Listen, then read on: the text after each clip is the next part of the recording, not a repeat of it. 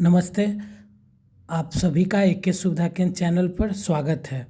जैसा कि आप जानते हैं कि 31/3/2021 के बाद सभी स्नातक पास छात्राओं को 50,000 रुपये की राशि देने की योजना है, जिसके लिए फॉर्म ऑनलाइन शुरू हो गया है। जी हाँ, शिक्षा विभाग के नए पोर्टल पर ऑनलाइन आवेदन शुरू हो गया है। तो आप जो 2018-21 सेशन के हैं, चाहे वो 19-22 सेशन के हैं, ये दोनों 50,000 रुपये राशि लेने के लिए, प्राप्त करने के लिए योग्य हैं। चूँकि इन दोनों सत्रों का रिजल्ट जो है 31/3/2021 के बाद निकला है। जैसा कि मैंने पिछले वीडियो में भी बताया था कि वो चाहे वो किसी भी जाति धर्म के हों, किसी भी डिवीज़न से पास किए हों, तो उन सभी को मिलेगा। इस पूरे वीडियो में आज आप लोग को सारा प्रोसेस बताऊंगा, क्या क्या लगेगा उसके बारे में भी चर्चा करूंगा। कौन से आपका सॉफ्टवेयर है, उसमें जाकर लिंक कैसे खोलिएगा वो भी बताऊंगा। पूरा वीडियो के बाद लिंक मैं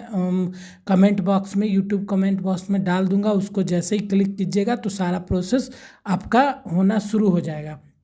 तो आइए जानते हैं कि आखिर क्या लगता है, कैसे कैसे प्रोसेस है और कितना तरीक़ों से इसके करना पड़ेगा। तो सबसे पहले देखिए कि स्क्रीन पर दिख रहा होगा कि स्नातक 2021 ऊपर होगा, और उसी के ठीक देखिए छोटा सा लिखा हुआ medhasoft.bih.nic.in। तो आप लोग देखिए, जैसे कि मान लीजिए कि एडमिशन ऑनलाइन आप लोग करते होंगे तो उसका वेबसाइट होता होगा, तो वेबसाइट पर क्लिक करते हैं तो उसके बाद जैसे एडमिशन का प्रोसेस है उसी सेम जैसा इसका भी प्रोसेस है।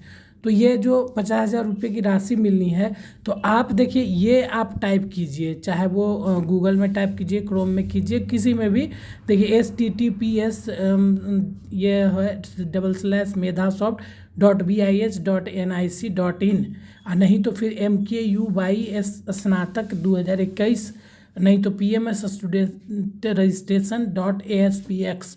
तो ये तीनों चारों में जो भी आपको लगता है, आप जिस तरह लिखा हुआ है आप उस तरह लिखिए, आपका लिंक एक्टिवेट हो जाएगा। और जैसे ही इस पर क्लिक कीजिएगा, जैसे ही इस पर आप क्लिक कीजिएगा तो एक बॉक्स अपेयर होगा, इंटरफेस खुलेगा, जिसमें आपको सारा प्रोसेस बताएगा। तो मान लीजिए इसमें हमने क्लिक किया, ठीक है। इसमें जैसे ही क्लिक किए तो एक देखिए इंटरफेस खुला, इस तरह का खुल जाएगा, ठीक है। तो अब इस तरह का खुल जाएगा तो उसके बाद प्रोसेस जो देखना, देखिए 5 स्टेप में स्टेप्स टू अप्लाई ऑनलाइन, ठीक है, ये लिखा हुआ है ना, स्टेप्स टू अप्लाई ऑनलाइन। तो अब इसमें क्या करना, पहला देखिए स्टूडेंट रजिस्ट्रेशन है, दूसरा पर्सनल एंड बैंक डिटेल्स है, अप्लाई फॉर स्कॉलरशिप है, चौथा है अपलोडेड डॉक्यूमेंट एंड फोटो है, पाँचवा है फाइनलाइज है। आप हम संभवतः ये समझ रहे हैं कि जिस तरह इंटरमीडिएट का जो वो 25,000 रुपये की राशि मिला, तो उस तरह से संभवतः ये प्रोसेस है। इसका तात्पर्य ये है कि देखिए पहले स्टूडेंट रजिस्ट्रेशन होगा, फिर ये क्या कहते हैं पर्सनल एंड बैंक डिटेल्स भरना होगा, उसके बाद एक आईडी जनरेट होगा, आफ्टर डैट फिर 3, 4, 5 वो तीनों जो है स्टेप्स फॉलो होंगे। अब देखिए जैसा कि वो जो हुआ 5 स्टेप है, अब करना क्या है, इस तरह जैसे वहाँ क्लिक किए तो इस तरह का इंटरफेस खुला। तो उसके बाद क्या करना, अब देखिए लिखा हुआ guidelines for student registration on स्नातक 2021 स्कॉलरशिप पोर्टल बिहार। तो 2021 तक जो पास हैं, 2021 के बाद पास हैं, 31/3/2021 के बाद, उनके लिए ये पोर्टल है। अब लिखा हुआ click here and read the important instruction carefully before filling up the online application. आप जो निर्देश दिए गए हैं उसको ठीक ढंग से पढ़ लीजिए, उसके बाद ही फिल कीजिएगा। Due to excess load on server you may miss to finalise on last day, so do not wait for last day of application.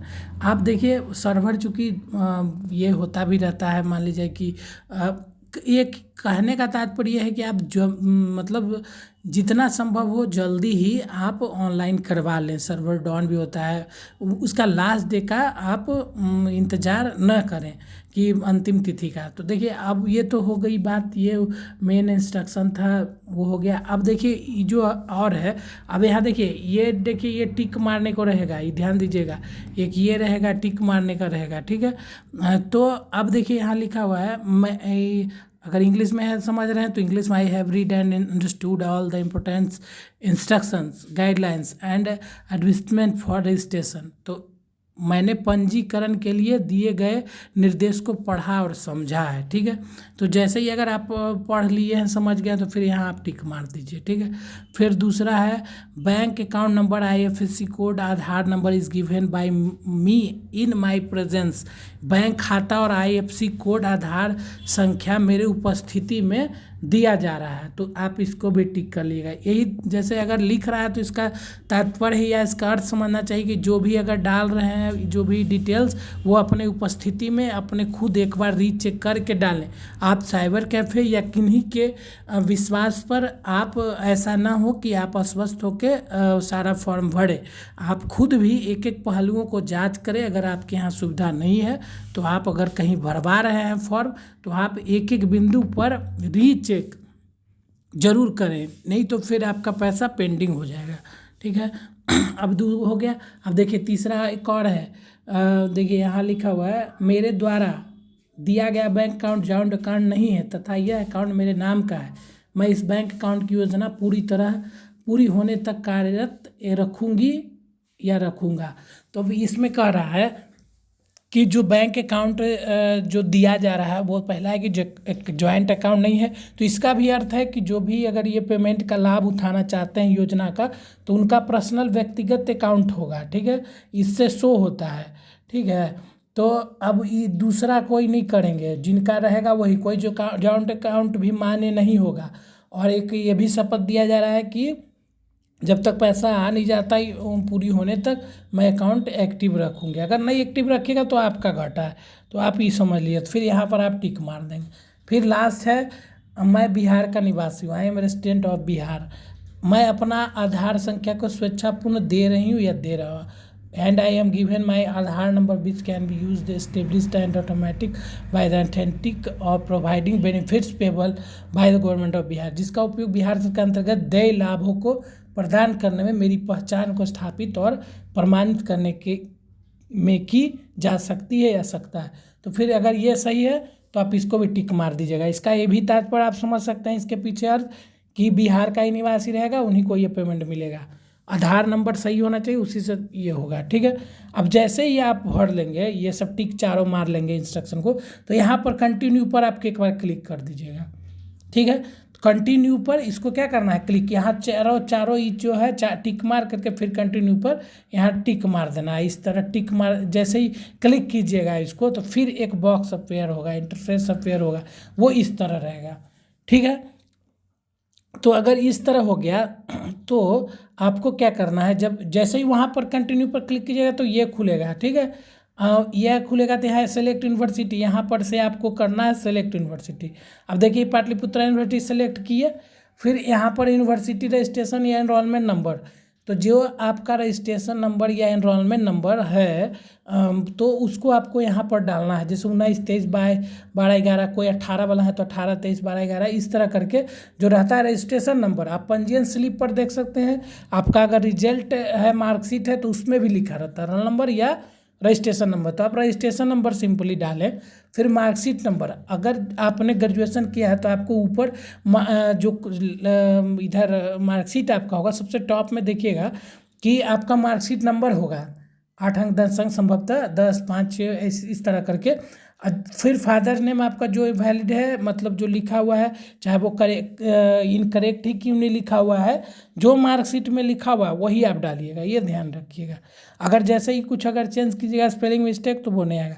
जैसे ही इस पर करके फिर आप क्लिक कीजिएगा तो आपका कैंडिडेट नेम यहाँ शो करने लगेगा। ठीक है, तो जैसे ही वो कैंडिडेट नेम शो करने लगता है तो फिर उसी में आपका भराने का प्रोसेस शुरू हो जाता है क्लिक करने के बाद। ठीक है, तो अब देखिए यहाँ पर, यहाँ देखिए नीचे लिख रहा है फिर आधार वेरिफिकेशन, तो आधार वेरिफिकेशन में आधार डालिएगा तो उसको रीचेक करेगा। ठीक है, फिर यहाँ देखिए ब्लॉक है, यहाँ हो गया।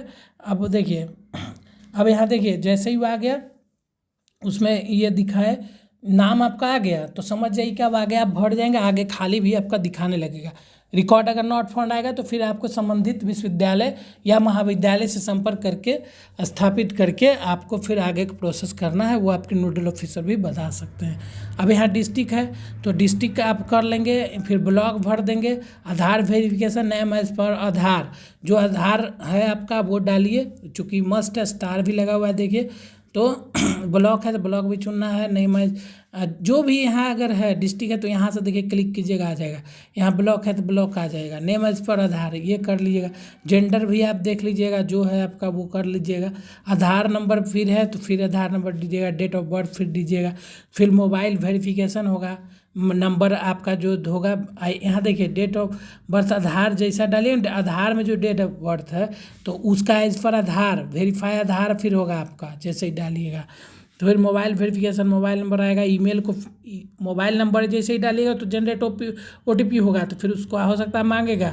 फिर ईमेल वेरिफिकेशन है तो ईमेल आईडी में फिर जनरेट OTP होगा। ईमेल आईडी भी ध्यान रखिएगा वही जो दीजिएगा जो आप हमेशा यूज़ करते हैं, ठीक है।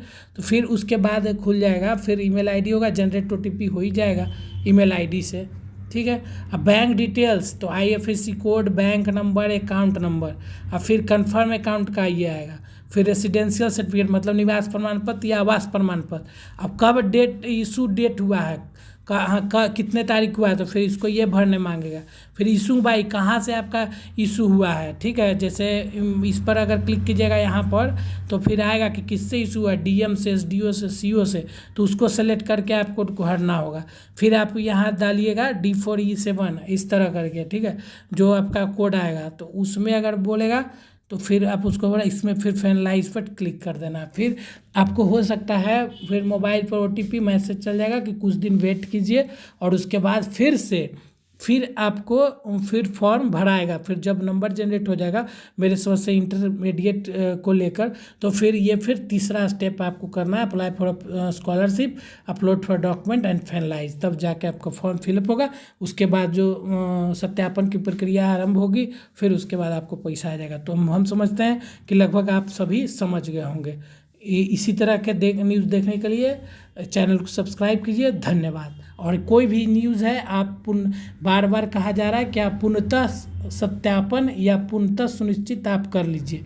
कोई भी न्यूज़ पर आप आंख बंद कर भरोसा न करें। धन्यवाद।